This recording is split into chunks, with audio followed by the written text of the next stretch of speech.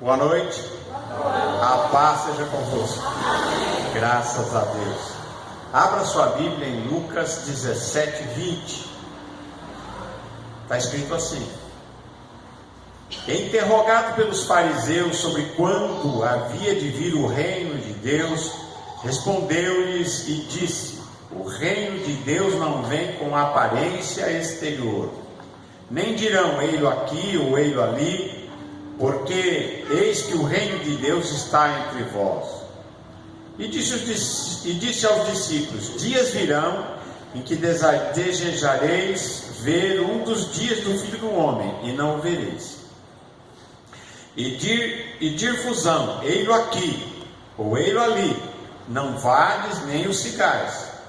Porque como o relâmpago ilumina desde uma extremidade inferior do céu até a outra extremidade, assim será também o Filho do Homem no seu dia.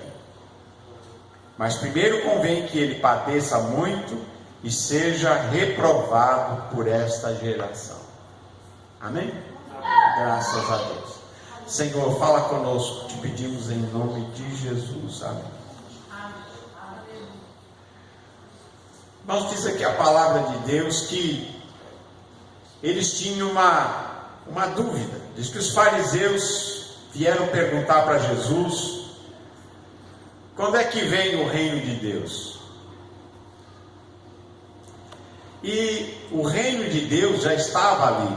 Jesus já tinha vindo e o reino de Deus estava entre eles. É por isso que Jesus disse que o reino de Deus não viria com uma aparência exterior. E ele disse, não vão dizer assim, está aqui, está ali, mas ele disse: mas o reino de Deus está entre vós. Jesus disse: olha, eu cheguei. Porque a vinda do reino de Deus era a vinda do Messias, né? E Jesus já estava ali no meio deles e eles não o perceberam, né? E também ele disse que o reino de Deus não viria, ninguém dizia assim: está aqui ou está ali, né? E diz que ele estaria de uma forma que as pessoas não perceberiam. E foi o que aconteceu quando Jesus aqui esteve. Muitos não fizeram caso de Jesus, muitos não o seguiram, entre os religiosos principalmente, porque quem deu ouvidos a Jesus foram, como diz aqui a palavra de Deus, os pecadores, os publicanos, não é? A gente simples, como os discípulos que eram pescadores, não eram pessoas religiosas, não eram os religiosos, os sacerdotes, os escribas, não, era gente simples. E a este sim Jesus se revelou, né?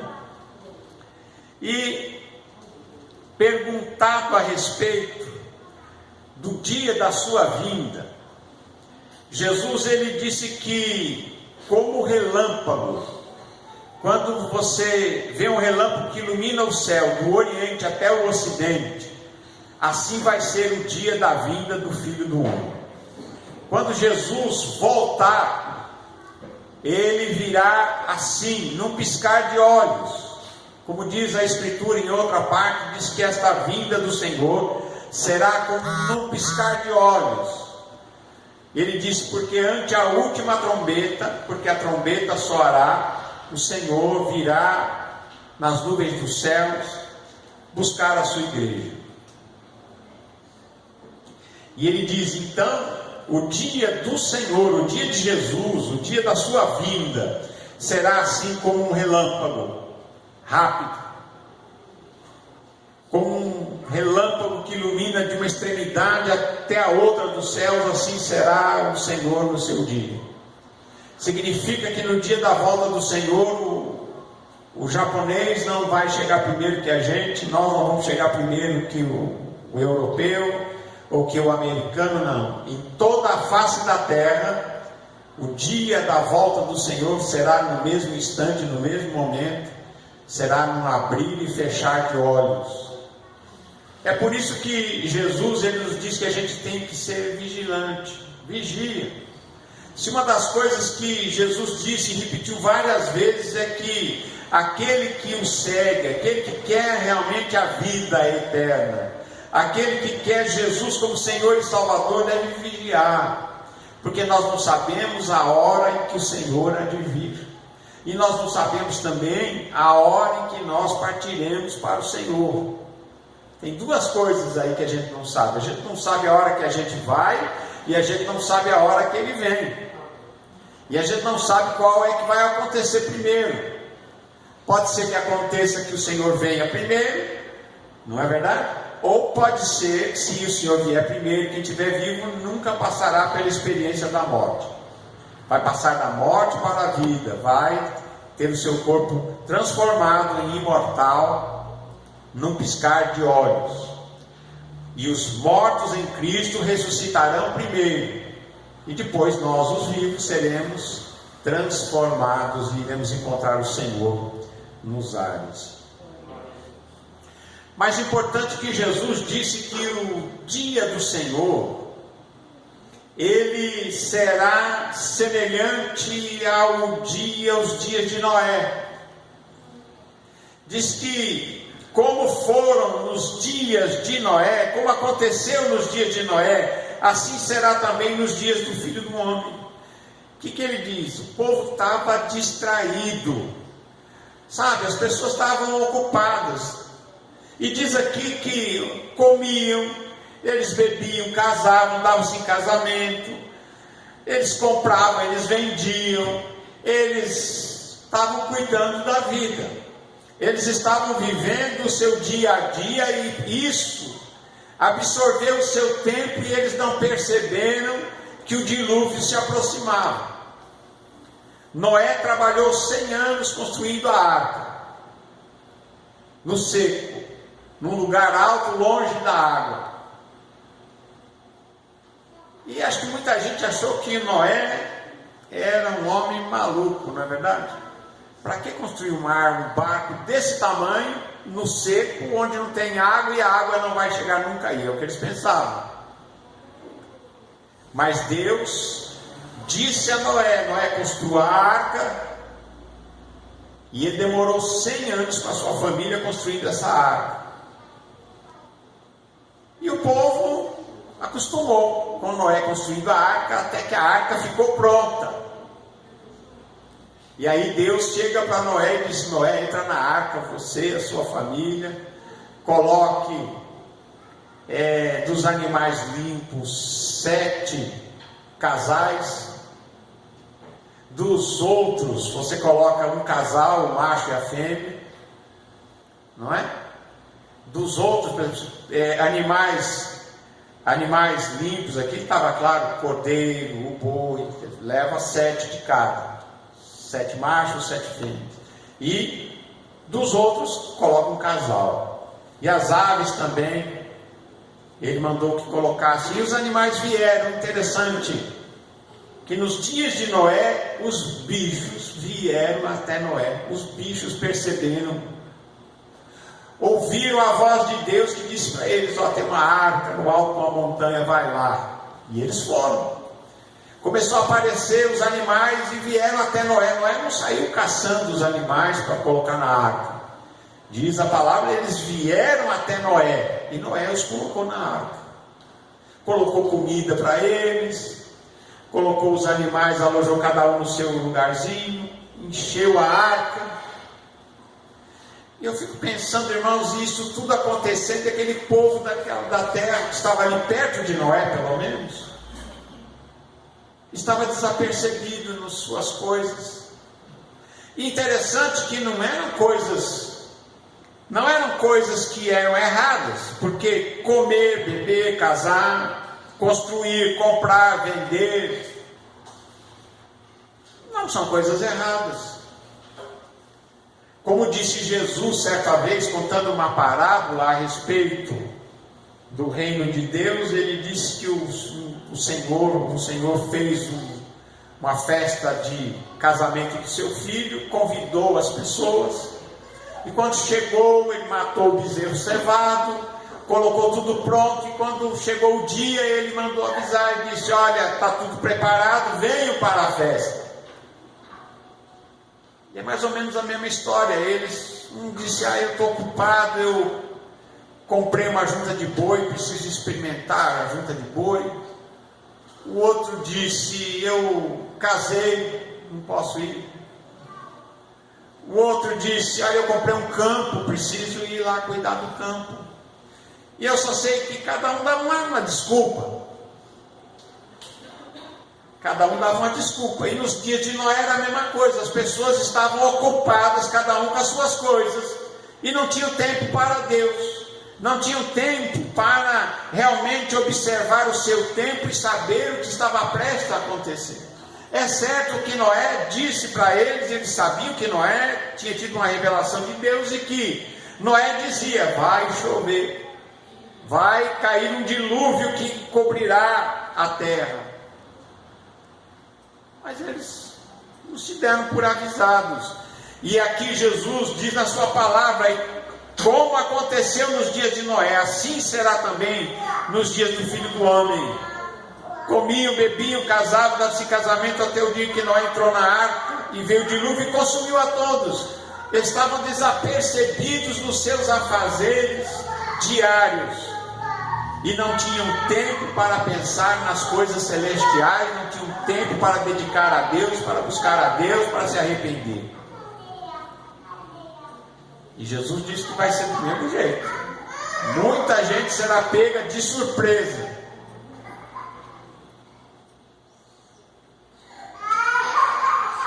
O ser humano tem uma facilidade de encontrar desculpas. É ou não é?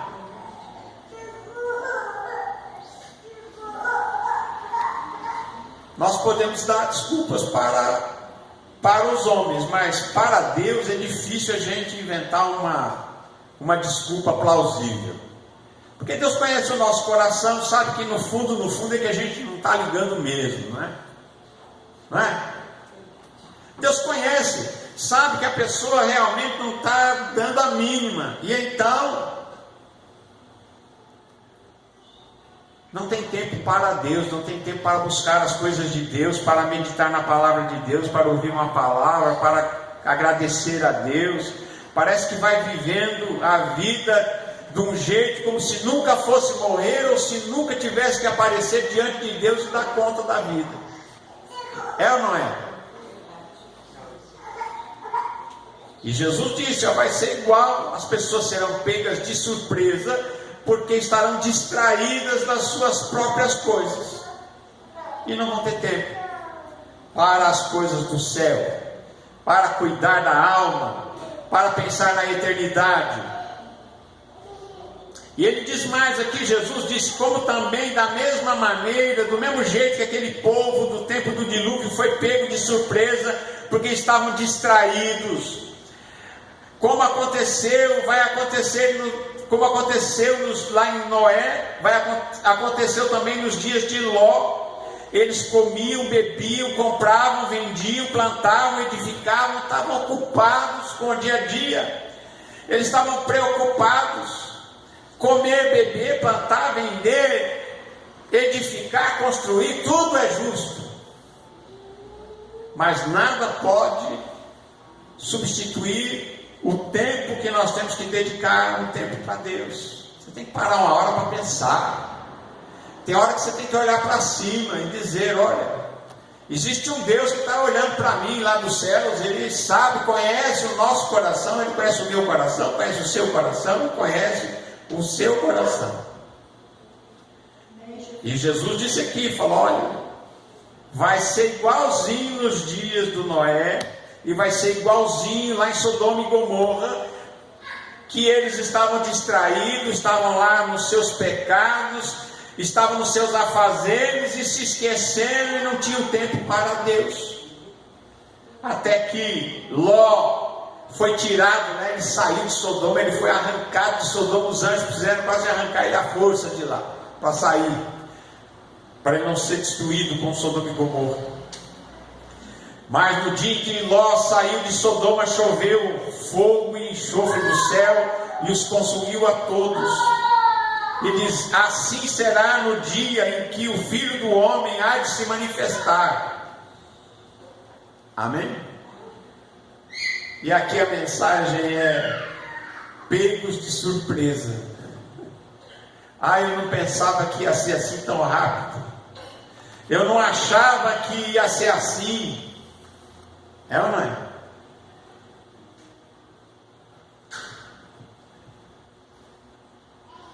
A mensagem, ela é pregada. A mensagem, ela vai por todos os cantos da terra. E Jesus diz aqui que a gente deve vigiar, porque a gente não sabe a hora. Nós não sabemos a hora. Ele diz: vigiar é para que aquele dia não vos pegue como um ladrão da noite. Sabe qual é o ladrão da noite? Ninguém está esperando. E ele disse: para que o dia da vinda do Senhor, ou o dia do nosso encontro com Ele, não seja para nós como um ladrão que chega inesperadamente e nós não estamos preparados para o dia e para a hora. A gente tem que estar preparado todo dia. Todo dia. Amém, irmãos? Todo dia temos que estar preparados.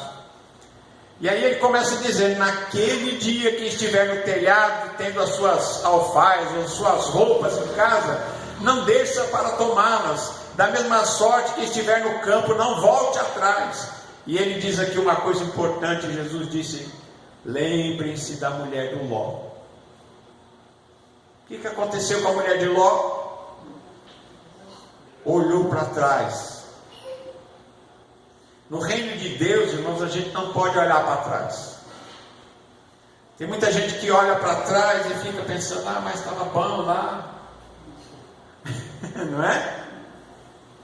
Olhar para trás significa querer sair da presença de Deus e voltar às velhas práticas, voltar como é que era antes.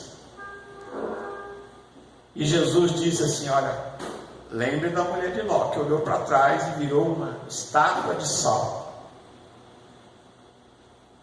Amém? Então, nós não podemos negligenciar a nossa vida espiritual. Nós não podemos negligenciar a nossa eternidade, a nossa vida eterna que Jesus comprou para nós e pagou tão caro. E não podemos baratear isso. Nós devemos realmente ficar firmes com Jesus. Vale a pena. Eu aceitei Jesus como meu Senhor e Salvador. Vou fazer o meu melhor. Vou viver nesta vida de uma maneira que agrade a Deus. Que Deus olhe para mim e diga: olha, esse é um verdadeiro adorador. Este é alguém que realmente em quem não há dó, dando valor ao que tem valor. E o que tem valor é aquilo que para nós é o mais importante. E a pergunta é: o que é mais importante para mim e para você? O que é mais importante na vida? Não é? Jesus diz que o mais importante, ele faz uma pergunta para a gente entender o que é mais importante. Ele diz: que adianta para o homem ganhar o mundo inteiro se ele perder a alma? Ou o que daria o homem em resgate da sua alma? Então significa que o mais importante é a salvação da nossa alma, é a vida eterna, é nós ficarmos firmes com Jesus. Amém? Esse é o mais importante. Por isso que ele disse: qualquer que procurar salvar a sua vida vai perdê-la, e qualquer que a perder vai salvá-la. Tem muita gente que quer ganhar o mundo aqui nessa vida, quer ganhar tudo nessa vida e perde a alma.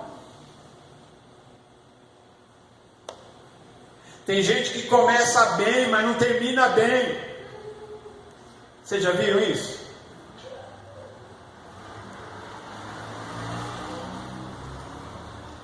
E aqui diz: se a gente procurar ganhar, a gente às vezes vai perder. Às vezes é melhor perder. Parece que a gente está perdendo, mas nós estamos ganhando, né? Digo-vos que naquela noite vão estar 2 na cama, um será levado, o outro será deixado. Significa que o marido não salva a esposa não salva o marido, cada um é responsável por si mesmo. Não é porque você está dormindo na mesma cama que... Não é porque o pai é salvo, a mãe é salvo, o marido é salvo, a esposa é salvo, o filho é salvo, é que você vai ser salvo. Não, cada um precisa ter a sua certeza de salvação, a sua própria fé em Jesus e ter nele essa certeza da vida eterna. Amém? Cada um. Ele diz por isso que vai estar dois numa cama, um vai ser levado, outro vai ser deixado. Vão estar duas juntas moendo. Uma será tomada, outra será deixada. Dois estarão no campo, um será tomado, outro será deixado. E aí os discípulos perguntaram, mas Senhor, onde? Aonde é que vai acontecer isso? Ele disse, onde estiver o corpo, aí se ajuntarão as águias. Ou seja, o que quer dizer isso? Aonde vai ser? Aonde a pessoa estiver. Você tem casa, você vai ser arrebatado em casa. Se estiver no carro, vai ser arrebatado do carro. Se estiver no ônibus, vai ser arrebatado do ônibus. Se estiver no trabalho, vai ser arrebatado do trabalho. Se estiver na rua, vai ser arrebatado na rua, onde estiver. Se você estiver no Brasil, será arrebatado do Brasil. Se estiver no Japão, na Rússia, na Alemanha, nos Estados Unidos, onde você estiver, é lá que acontecerá. Amém? Graças a Deus. Então Jesus, o que ele diz para a gente é o seguinte, que nós precisamos vigiar e precisamos aprender com o povo que viveu antes do dilúvio, e aprender com o pessoal de Sodoma e Gomorra, aprender com a mulher de Ló, a nós darmos valor às coisas de Deus, porque é o mais importante que a gente pode fazer na vida. E a gente não muda o ontem. O que você fez ontem, a semana passada, o mês passado, o ano passado, você não consegue mais mudar. Mas a partir de hoje nós podemos mudar, nós podemos fazer aquilo que devemos fazer, fazer o certo, deixar de praticar o errado e realmente crer que Jesus é o Filho de Deus e colocar nisso a esperança da nossa vida e da nossa existência e aquilo que é mais importante. Amém? Dar valor ao que tem valor, dar importância ao que é mais importante, não ficar desapercebido nas outras coisas, porque é muito fácil a gente se enrolar com tudo, e aí o tempo passa, aquele veio está longe de Jesus, está lá, sabe lá onde está. Amém? Dá para entender isso? Então é isso que Jesus está dizendo aqui na sua palavra, né? Ele vem, e ele vem como um relâmpago, num piscar de olhos. E nós temos que estar preparados para esse dia, né? Alguém pode dizer, mas e se ele demorar? Eu vou dizer uma coisa para você, se ele demorar, a gente não demora para ir lá. Amém? Se ele demorar desse jeito que muita gente pensa que ele vai demorar, nossa vida aqui é um átomo, né?